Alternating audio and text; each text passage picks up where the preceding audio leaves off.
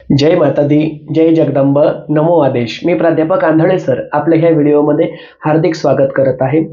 आज या ठिकाणी वाजलेले आहे रात्रीचे 2:30 म्हणजे 2:29 झालेले आहे. तुम्हाला या ठिकाणी हा गुगल टाइम दिसत असेल. आणि रात्रीचे 2:30 वाजता मी इथे देवीच्या गाभाऱ्यामध्ये काय करतोय असा सुद्धा प्रश्न काही जणांना पडला असेल की गुरुजी आज काय झोप येत नाही म्हणून बसले की काय देवीजवळ. तर तसं नाहीये.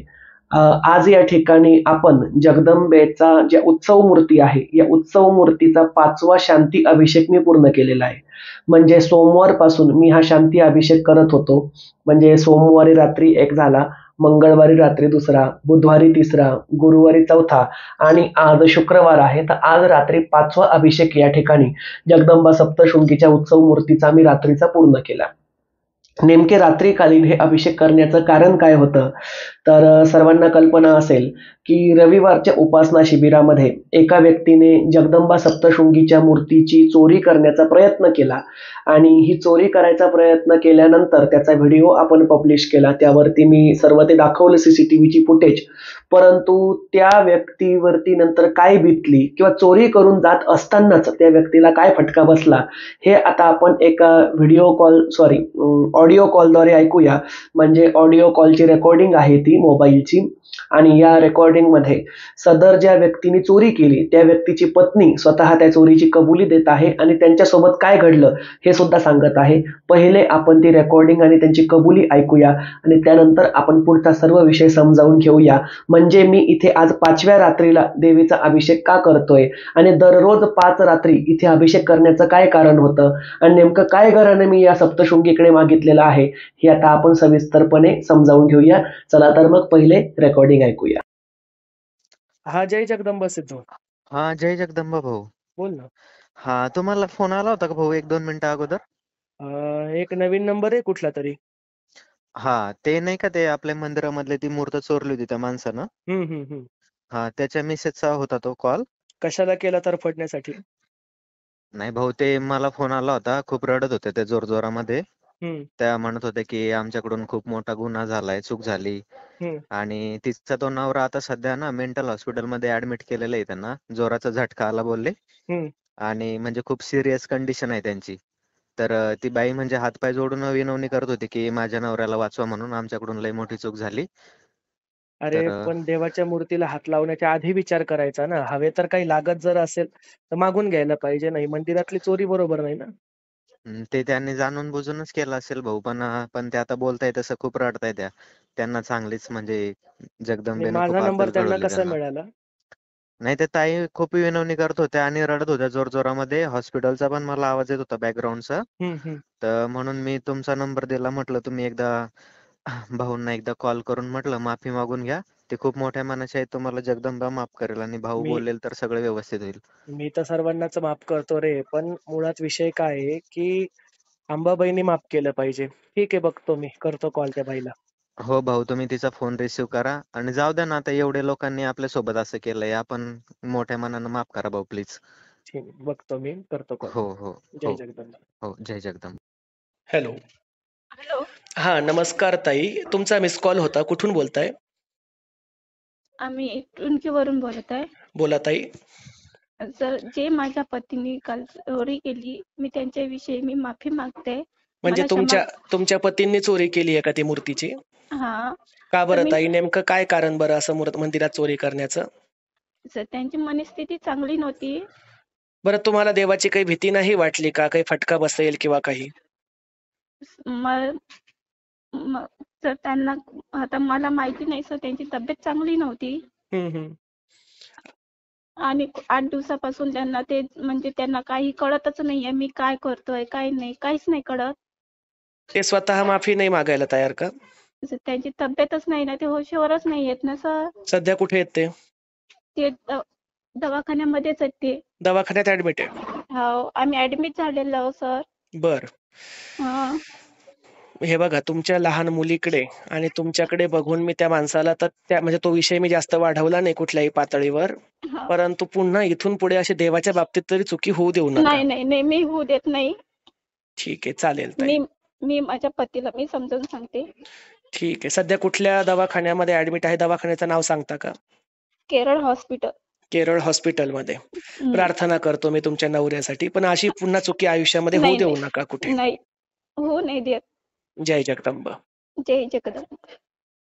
तर आता जी रेकॉर्डिंग आपण ऐकली, या रेकॉर्डिंगवरून तुमच्या काही गोष्टी लक्षात आल्या असतील. मुळामध्ये प्रकरण असं झालं की रविवारी उपासना शिबिर होतं. या उपासना शिबिरामध्ये अनेक व्यक्ती जसे दर उपासना शिबिराला माझ्या घरामध्ये मुक्कामाला थांबतात, तसे जवळजवळ 25 ते 30 जण त्या ठिकाणी शिबिराला हजर होते आणि त्यापैकी कमीत कमी 15 ते 16 जण, कमीत कमी जास्त असावे, 20च्या जवळपास आकडा होता, माझ्या घरचे आणि बाहेर थांबणारे असे मिळून 20 व्यक्ती जवळजवळ मंदिरामध्ये झोपलेले होते. मंदिरात काही, पाठीमागच्या खोलीमध्ये काही, माझ्या बेडरूममध्ये काही आणि वरच्या फ्लोअरवरती काही. या थांबलेल्या 20 जणांपैकी एका व्यक्तीने उठून रात्री देवीच्या मूर्तीची चोरी करायचा प्रयत्न केला. त्यानंतर त्या व्यक्तीच्या पत्नीने ती मूर्ती वापस काढून पुन्हा गादीवरती ठेवली आणि ते व्यक्ती इथून रवाना झाले. एवढी CCTVची फुटेज मी या ठिकाणी पब्लिश सुद्धा केली होती. पब्लिश केल्यानंतर त्या व्हिडिओच्या खाली काही कमेंट आल्या बघा. म्हणजे कमेंट अशा होत्या की एका व्यक्तीने टाकलं की तुमच्या देवीची शक्ती आता कुठे गेली, कारण तुमच्या देवीच्या मूर्तीची चोरी होती, मग तुमची देवी शांत का बसली. एका व्यक्तीची कमेंट होती, तुमच्या अंगातील अचाट शक्ती आता कुठे गेली, म्हणजे माझ्या अंगात जी काही अचाट शक्ती आहे ती कुठे गेली. त्यानंतर एक व्यक्ती कमेंट करून लिहित होता की ज्या देवाला स्वतःचं रक्षण करता येत नाही तो देव दुसऱ्याचं रक्षण काय करणार. तर अशा 2 ते 3 खोडसाळ कमेंट मी त्या ठिकाणी डिलीट केल्या. एका खोडसाळ व्यक्तीला उत्तर सुद्धा दिलं. परंतु हे जे 3 ते 4 नालायक व्यक्ती आहे की ज्यांना देवाची मूर्ती चोरी गेल्याचा फार जास्त आनंद झाला होता, किंवा देवी स्वतःचं रक्षण का करू शकत नाही, देवीने मूर्ती चोरीला का जाऊ दिली आणि आंधळे सरांची अचाट शक्ती नेमकी कुठे गेली, या सर्व प्रश्नांची उत्तरं आता मी इथे क्रमवार पद्धतीनुसार देतो. पहिला विषय हा की माझ्या अंगामध्ये कुठली अचाट शक्ती आहे असा माझा एकही दावा कुठेही मला आतापर्यंत दाखवावा. माझ्या अंगामध्ये अचाट शक्ती असती तर मी शिक्षक म्हणून, मास्तर म्हणून शाळेमध्ये कशाला त्या ठिकाणी नोकरी केली असती. अचाट शक्तीच्या भरोशावरती मला काही संस्थेवरती नोकरी करण्याचा शौक नाहीये किंवा त्या ठिकाणी 8 घंटे ड्युटी करण्याचा. ड्युटी म्हणजे काय हो, नोकरी. नोकरी म्हणजे नोकर. दुसऱ्या मालकाच्या हाताखाली नोकर बनून नोकरी करण्यापेक्षा मी माझ्या अचाट शक्तीचा उपयोग करून या ठिकाणी राजा बनून बसलो असतो.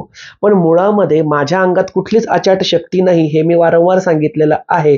तरी सुद्धा ज्या व्यक्तींनी खोडसाळ कमेंट केली की आंधळे सरांची अचाट शक्ती, तर मी असं सांगू इच्छितो, तुमच्यासारख्या नालायक लोकांना सहन करण्याची जी माझी शक्ती आहे ना, तीच मुळामध्ये अचाट आहे. त्यामुळे अचाट शक्ती हा दावा मी या ठिकाणी ऍक्सेप्ट करतो. दुसरा विषय म्हणजे देवी स्वतःचं रक्षण करू शकत नाही, मग ती इतरांचं रक्षण काय करणार. ही कमेंट ज्या व्यक्तीने केली होती त्या व्यक्तीला तर मी मातृगमन प्रिय प्राणी एवढीच संज्ञा देईल. मातृगमन प्रिय प्राणी याला शुद्ध मराठीमध्ये काय म्हणतात हे याने त्यांनी शोधावं. तर अशा मातृगमन प्रिय प्राण्यांमुळेच हिंदू धर्म पाठीमागे राहिलेला आहे.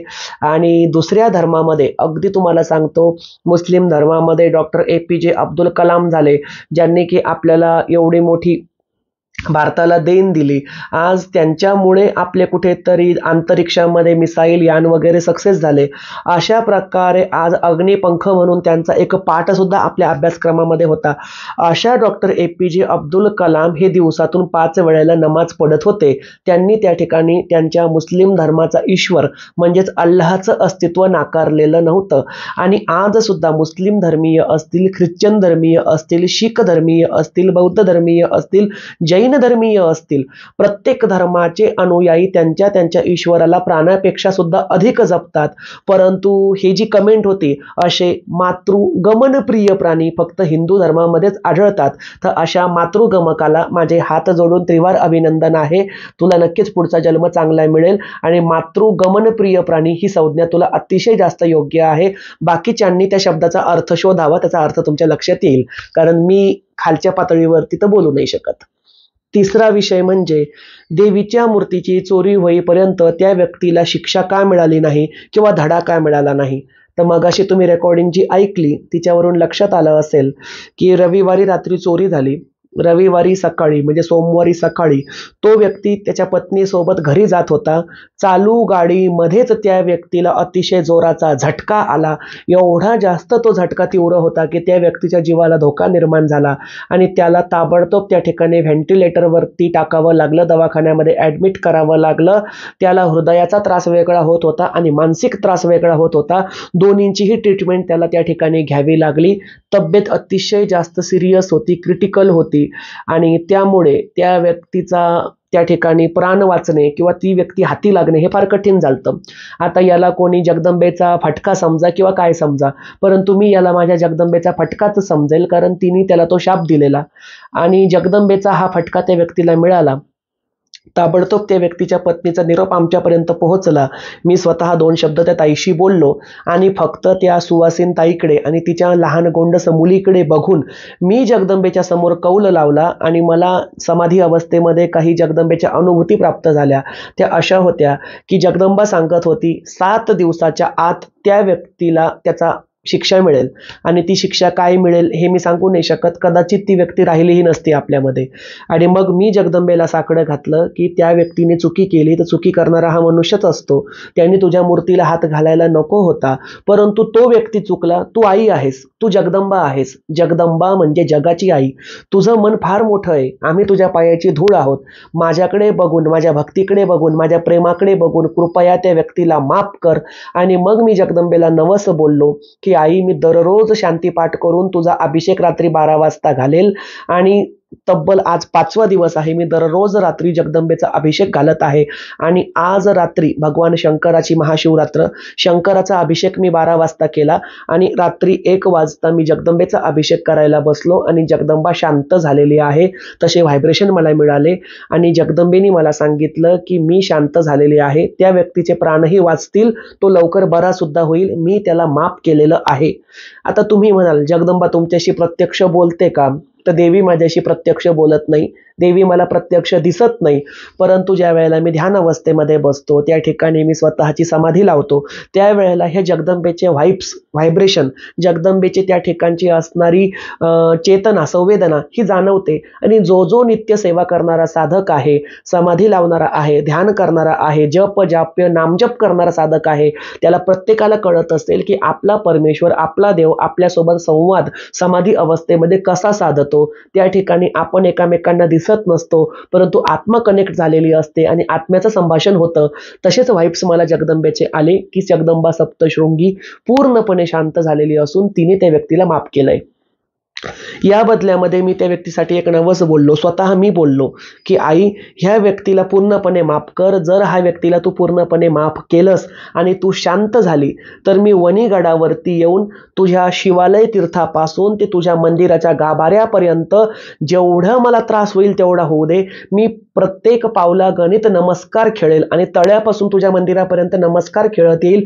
फक्त ह्या व्यक्तीच्या जीवाला धोका झाला नाही पाहिजे. आणि जे जे वणीगडावरती जातात त्यांना कल्पना असेल की सप्तशृंग गडावरती शिवालय तीर्थापासून ते देवीचं मंदिर हे अंतर बरंच मोठं आहे. त्यामध्ये 511 पायऱ्या सुद्धा आहे आणि ह्या 511 पायऱ्या प्लस मंदिर ते ती शिवालय तीर्थ हे सर्व अंतर मी स्वतः नमस्कार घेत पूर्ण करणार आहे. खरं पाहता याचा काही व्हिडिओ मी बनवणार नव्हतो किंवा बनवलाही नसता. आज रात्री सुद्धा व्हिडिओ बनवायचं मला कारण नाही, पण जे काही असले नालायक लोक आहेत ना, ह्या नालायक लोकांची थोबाडं बंद करण्यासाठी मला ही रेकॉर्डिंग या ठिकाणी पब्लिश करावी लागत आहे आणि हा व्हिडिओ सुद्धा टाकावा लागत आहे. आणि अशा नालायक लोकांच्या थोबाडावर खेटर देण्यासाठी मी गडावर ज्या वेळेला नवस फेडेल, म्हणजेच त्या शिवालय तीर्थापासून देवीच्या मंदिरापर्यंत मी नमस्कार काढेल, त्याचा लाईव्ह व्हिडिओ सुद्धा दाखवेल. कारण काही हरामखोर लोक तेव्हा सुद्धा पुन्हा बोलतील की यांनी फक्त या ठिकाणी कॉन्ट्रोवर्सी निर्माण करण्यासाठी व्हिडिओत सांगितलं, खरोखर यांनी नमस्कार काढले नाही. हाही एक प्रश्न येतो की अशा नालायक व्यक्तींच्या प्रत्येक प्रश्नाला उत्तर का द्यावं किंवा स्वतःला त्रास का करवून घ्यावा.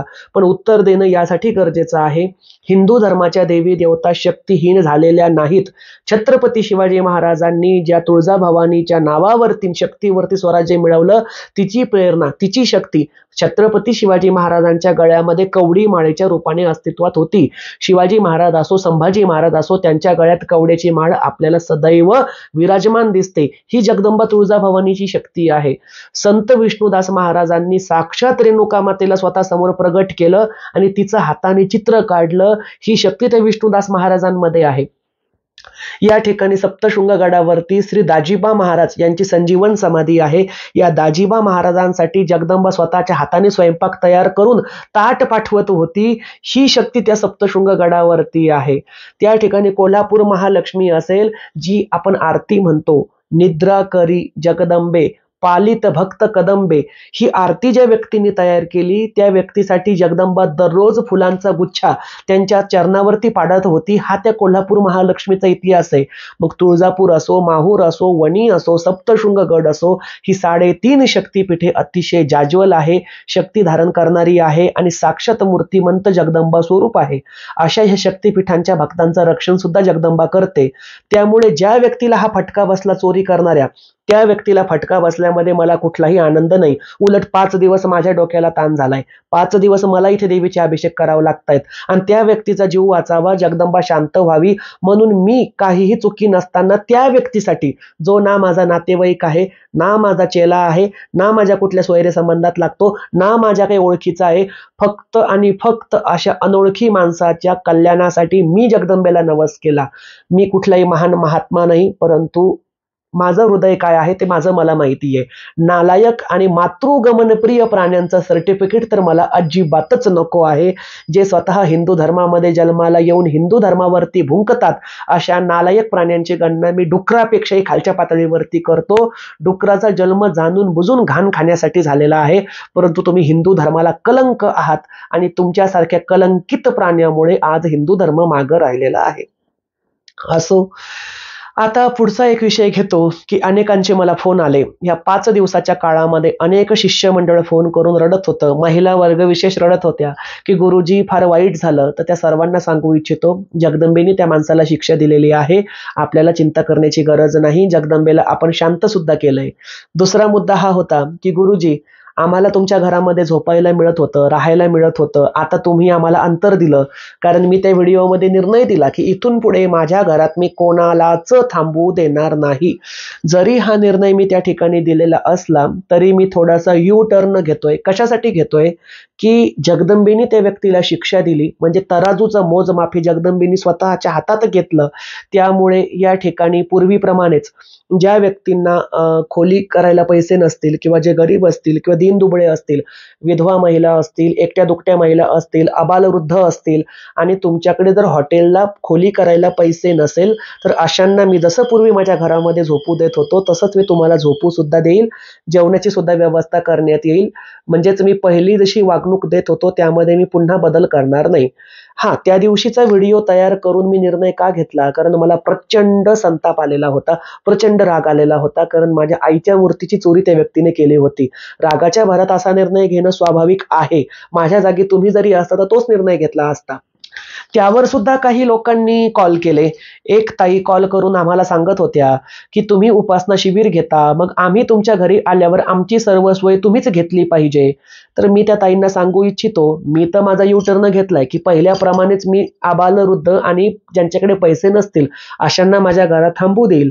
परंतु गेल्या 15 वर्षापासून जे लोक येतात त्यापैकी बरेच लोक बाहेर लॉज करतात किंवा हॉटेलवरती थांबतात, कारण त्यांना त्या ठिकाणी VIP सुविधा हव्या असतात. माझ्या घरामध्ये एकच संडास आहे, एकच बाथरूम आहे, साधं घर आहे. ज्याला माझ्या साध्या घराच्या गरीबाच्या झोपडीमध्ये झोपायला आवडतं ते झोपतं.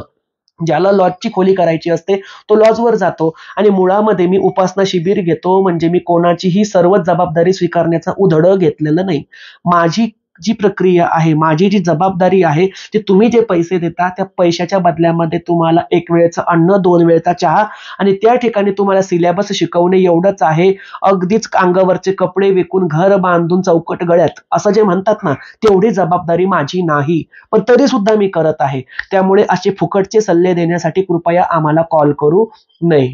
दुसरा प्रश्न, एक ताई सांगत होत्या की गुरुजी हॉल भाड्याने घेऊन आमची सोय करा.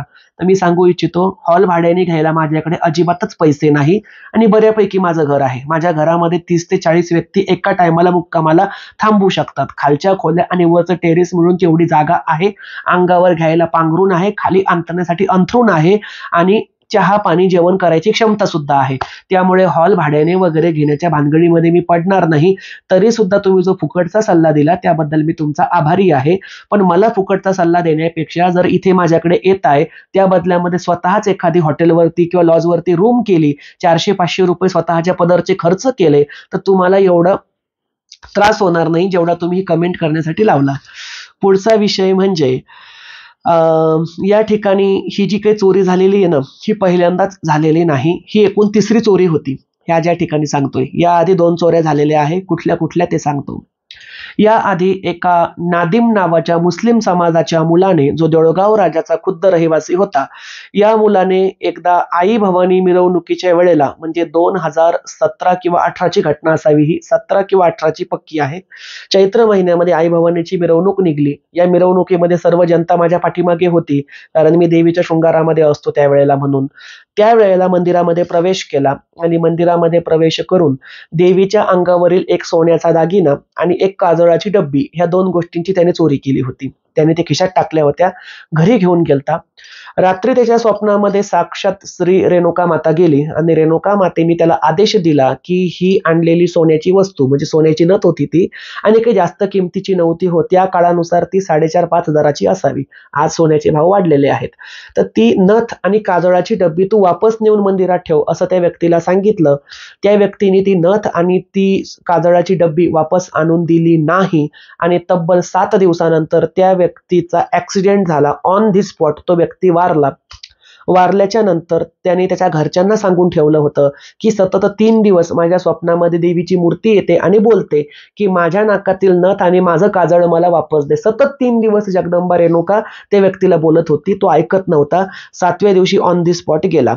आता हे काही देवीने मारलं असं मी म्हणणार नाही. बाकीचे आपण सर्वजण सुज्ञ आहात. त्याची इच्छा, काळवेळ आणि त्याचं नशीब, मी एवढं सांगेल. दुसरा विषय म्हणजे 2000 बहुतेक, एकच मिनिट दादा, ते जे पेटीचं प्रकरण झालं ते किती वर्षापूर्वीचं आहे अंदाजे? 20 किंवा 21 असेल. 2020ची घटना. 2020 मध्ये नेमकंच कोरोना काळाचा तो पिरियड होता. त्या काळामध्ये म्हणजे बऱ्यापैकीच कोरोनाचं वारं सुरू होतं. अशा काळामध्ये एका व्यक्तीने दर्शनाला म्हणून मंदिरामध्ये प्रवेश केला आणि मंदिरात प्रवेश करून देवीची जी दानपेटी होती ती दानपेटी उघडी होती, म्हणजे वरतून झाकलेलं होतं पण सहज उघडायची. दानपेटीमध्ये हात टाकून त्या दानपेटीतील 17,000 ते 18,000 रुपये घेतले आणि ते स्वतःच्या खिशामध्ये कोंबले. आमची पद्धत अशी आहे की दानपेटी आम्ही दरवर्षी एकदाच उघडतो, ती म्हणजे चैत्र महिन्यामध्ये. चैत्र महिना ते चैत्र महिना मध्ये ती पेटी उघडली जात नाही. तर त्यांनी सुद्धा त्या ठिकाणी ते 17,000 ते 18,000 रुपये घेतले, स्वतःच्या खिशामध्ये टाकले आणि देवीचं दर्शन घेऊन तो व्यक्ती घराच्या बाहेर निघाला. माझ्या घरापासून ते समोरचा बाजार याचं अंतर फार तर फार त्या ठिकाणी 100 मीटर एवढं आहे. तो 100 मीटर अंतरावरती गेला आणि एकाएकी त्याला चक्रा सुरू झाल्या, म्हणजे भोवळ येऊ लागली, डोळ्यासमोर अंधाऱ्या येऊ लागल्या. अंधाऱ्या येऊ लागल्यानंतर त्याला समोर गेलं की चक्कर यायची, पाठीमागे आला की चक्कर बंद व्हायची. शेवटी तो व्यक्ती तिथेच 5 ते 10 मिनिट जमिनीवरती बसला. आमच्याच मंदिरातून जे 2 जण दर्शन घेऊन बाहेर निघले त्यांनी जाऊन त्याला विचारलं की दादा तुम्हाला काही त्रास होतोय का? तो म्हटला हो, मला मंदिरातून आल्यापासून चक्रा येत आहेत. मग ते म्हटले की तुम्ही वापस आंधळे सरांकडे चला, काही असेल तर आपण बघूया. आता त्यांना काय माहिती की याच्या खिशामध्ये पैसे आहेत. हा व्यक्ती वापस आला. येऊन त्यांनी माझ्यासमोर कबुली दिली. मला भाऊ म्हणतात तिकडचे सर्व शिष्य मंडळ आणि जवळचे व्यक्ती. तो मला म्हटला की भाऊ, माझ्याच्याने फार मोठी चुकी झाली. मी म्हटलं अरे बाबा काय झालं? खिशातून पैसे काढले, माझ्या हातात दिले. म्हटलं हे पेटीतले पैसे मी खिशात टाकून घेऊन चाललो होतो, पण मला त्या कोपऱ्यावरती गेल्यावर चक्रा सुरू झाल्या आणि मला काही झालं नाही पाहिजे, कारण माझ्या घरी पत्नी आहे, छोटा मुलगा आहे. त्या व्यक्तीला मी देवीसमोर 7 उठबशा काढायला लावल्या, नाक घासणी करायला लावली. बाकीचे व्यक्ती त्याच्यासोबत भांडण करण्यासाठी सरसावले, पण मी म्हटलं नाही, त्याच्याशी भांडण करू नका. कारण असं आहे की त्याने कबुली केलेली आहे आणि त्यांनी पश्चाताप व्यक्त केलेला आहे. पश्चाताप हीच मोठी शिक्षा असते. पश्चाताप हेच मोठं प्रायचित्त असतं. ते त्या व्यक्तीला घडलं. आपण कायदा हातामध्ये घेणारे कोण? मी त्याही व्यक्तीला माफ केलं. आजही माझ्याकडे मंदिरातून त्यांनी सीसीटीव्हीची फुटेज माझ्याकडे आहे, जिच्यात तो व्यक्ती पेटीतील पैसे घेऊन चाललेला आहे. पण मी या ठिकाणी ते दाखवणार नाही, कारण तो व्यक्ती आमच्या जवळ शेजारी राहणारा आहे आणि नेहमीचे संबंध आहे जाण्या येण्यातले. त्या व्यक्तीने ते चुकी भुलीत केलं की कुठल्या भावनेने केलं ते माहिती नाही, पण त्याने ताबडतोब पश्चाताप व्यक्त केला होता. ही दुसरी चोरी. आणि आता ही जी जगदंबेच्या मूर्तीची चोरी मी दाखवली. हा चोरीचा एकूण 3रा प्रकार आहे. पहिल्या 2 प्रकाराप्रमाणे याही प्रकारामध्ये जगदंबेने स्वतःचा चमत्कार सिद्ध केला, स्वतःचं अस्तित्व दाखवलं आणि जातानाच त्या व्यक्तीला इतका मेजर अटॅक आला की तो व्यक्ती केरळ हॉस्पिटलला अक्षरशः व्हेंटिलेटरवरती ऍडमिट होता. ही सर्व जगदंबेची शक्ती आहे आणि जेवढी लवकर ती जगदंबा कोपली तेवढ्या लवकर तिला शांत सुद्धा आम्ही केलं. आणि मी ह्या व्यक्तीचे प्राण वाचावे म्हणून जो नवस केलेला आहे तो नवस मी ज्या वेळेला गडावरती जाऊन फेडेल, शिवालय तीर्थापासून ते देवीच्या मंदिरापर्यंत नमस्कार खेळण्याचा तो तुम्हाला दाखवेल. नमस्कार खेळताना भलेही माझे गुडघे फुटो, माझे कोपर फुटो, मला कितीही वेदना हो, कितीही त्रास हो, मी तो नवस फेडणार आहे. कारण माझं कार्य मानवतेसाठी आहे, समाज कल्याणासाठी आहे. आणि माझ्यावरती टीका करून भुंकणाऱ्या कुत्र्यांना, हरामखोरांना आणि मातृगमनप्रिय प्राण्यांना सांगू इच्छितो, खऱ्या भक्तांपेक्षा तुमचं माझ्यावरचं प्रेम अधिक आहे. असंच तुमचं प्रेम माझ्यावरती कायम ठेवा. काही जणांना माझ्या शिव्या ऐकून राग आला असेल, हरामखोर काय म्हणतात, नालायक काय म्हणतात, पण बघा, हिंदू धर्माचं कार्य करणाऱ्या व्यक्तीला सपोर्ट करण्याच्या ऐवजी जे पाय धरून मागे ओढतात अशांना ह्याच संज्ञा लागू पडतात. आणि माझी एक पद्धत आहे बघा, मी दुसऱ्या कुठल्याही हिंदू धर्माचं काम करणाऱ्या व्यक्तीवरती टीका करेल, मी देवावरती टीका करणार नाही. मी आजही सांगतो, काही आराधी असतील, गोंधळी असतील, वाघे असतील, मुरुळी असतील, शिवपंथावाले, नाथपंथावाले, कुठल्याही पंथाचे व्यक्ती असो, यांच्याशी माझे मतभेद आजही कदाचित असतील, पण हे मतभेद व्यक्ती म्हणून आहे. मी आजही जर ह्या व्यक्तींच्या देवघरावरती गेलो तर जसं मी माझ्या जगदंबेसमोर नतमस्तक होतो, गुडघ्यावर बसून दर्शन घेतो, तसंच दर्शन मी ह्या व्यक्तींच्या देवघराचं सुद्धा घेईल. कारण माझा वाद व्यक्तीसोबत आहे, त्यांच्या देवघराशी नाही, जगदंबेशी नाही, देवाशी नाही. केले ना, नालायक लोकांनी माझ्यावरती आरोप केले. एक नालायक व्यक्ती मला म्हणाली, म्हणजे त्या व्यक्तीने इंस्टाग्रामवरती आणि युट्यूबवरती व्हिडिओ अपलोड केला. ती व्यक्ती म्हणाली की खरा गुरु कसा असावा, खरा गुरु हा ज्ञानी असावा. आणि काही लोकांचे देव, म्हणजे जे माझ्याबद्दल होते शब्द, हॉलमध्ये बसलेले असतात, त्यांच्याकडे मंदिर नसतं आणि हॉलमधले देव ते व्यक्ती पळून जातात घेऊन, असा तो व्यक्ती बोलला. तर त्या व्यक्तीला मी सांगू इच्छितो, हा जो व्यक्ती बोललेला आहे ना माझ्याबद्दल, या व्यक्तीने स्वतः त्याच्या मंदिरामध्ये देवीच्या मूर्तीची स्थापना केली. या देवीच्या मूर्तीची स्थापना करताना त्यांनी लोकांकडून अक्षरशः पैसे मागून मागून घेतले. हो, मला मूर्ती बसवायची आहे, पैसे द्या, मला मूर्ती बसवायची आहे, पैसे द्या. आणि माझ्याच एका शिष्य महिलेने ह्या माणसाला देवीची मूर्ती बसवण्यासाठी तब्बल 51,000 रुपये रोख दिलेले आहे, दान म्हणून. यांनी मागितले हात जोडून, ताई मला त्या ठिकाणी महाकालीची मूर्ती बसवायची आहे, कृपया दान द्या. माझ्या चेलीने 51,000 रुपये याच्या हातात दिले. तो स्क्रीनशॉट आजही माझ्याकडे आहे. मी बोललो का त्याबद्दल कधी? अरे बाबा, तुझी महाकाली असो किंवा माझी महाकाली असो, जगदंबा जिथून तिथून एक आहे. मी अशा व्यक्तीच्या देवघरावर जरी गेलो तरी नतमस्तक होऊनच दर्शन घेईल. माझा वाद कदाचित त्या व्यक्तीशी असेल, त्या देवीसोबत नाही. ती माझी आई आहे. ती दुश्मनाच्या घरात असो, ती पाकिस्तानमध्ये असो, ती अमेरिकेत असो, की ती रसातळामध्ये असो, जगदंबा जगदंबा आहे. त्यामुळे देवीची किंमत करायला शिका. एकामेकांचे पाय ओढणे याला खेकडा पद्धत म्हटलं जातं. एक खेकडा हा दुसऱ्या खेकड्याचा पाय ओढून त्याला मागे आणत असतो. ही खेकडा पद्धत कृपया हिंदू धर्माच्या अनुयायांनी थांबवावी. आणि जगदंबा शक्ती धारण करणारी आहेच. आंधळे सरांमध्ये तर 0.1% सुद्धा शक्ती नाही हो, पण जगदंबेमध्ये लाखापेक्षाही करोडोपेक्षाही अधिक शक्ती आहे. जगदंबेला भीत चला, तिच्या शक्तीला मान्य करा. या व्हिडिओमधून ज्याला जो बोध घ्यायचा त्यांनी तो घेतला असेल. आणि ज्या सर्वांना प्रश्न पडला होता की चोरी करणाऱ्या चोराचं नंतर झालं काय, ते या व्हिडिओद्वारे सर्वांना कळालं सुद्धा असेल. तर चला तर मग भेटूया पुढच्या व्हिडिओमध्ये. तोपर्यंत जगदंबा सप्तशृंगी, रेणुका माता, तुळजाभवानी आणि नाथ महाराजांची, काळूबाईची कृपादृष्टी तुम्हा आणि आम्हावरती कायम राहो. भेटूया पुढच्या व्हिडिओमध्ये. जय माता दी, जय जगदंबा, नमो आदेश.